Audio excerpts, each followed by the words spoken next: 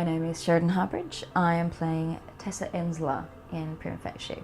My name is Lee Lewis and I am the director of Suzie Miller's play Prima Facie.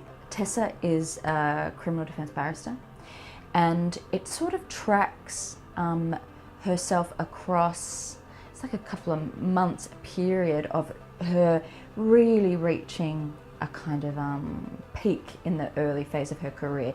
She's deeply ambitious and really enjoying the game that is law.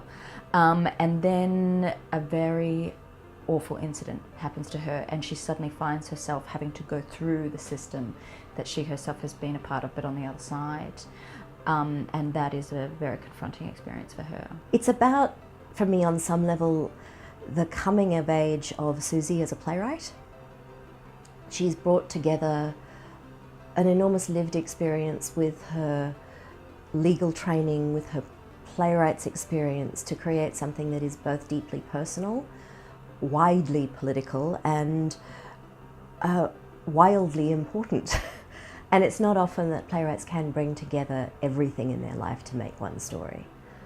This is hers. We got to have Suzie for the first week sitting around the table and really hearing her talk about what the life is has been the best bit. I've been watching her like a hawk as well, just going, oh, you know, we all have an image of a lawyer being a kind of very, like a buttoned up, put together person is what we gravitate to if we were going to play one. But to have Suzie there who was a lawyer and to see that it is really just a bunch of extremely ambitious storytellers, somewhat frustrated actors, getting up and doing this performance for their client in court.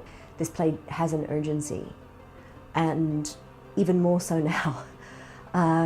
For a play that was written back in 2017, for it to have been in the Griffin Award last year, everybody keeps going, oh, it's so timely. It's so timely. And I go, that's what's awful about this play, is that this play at any time in the last 50 years has been timely. Only 1 in 10 trials come through with a guilty conviction.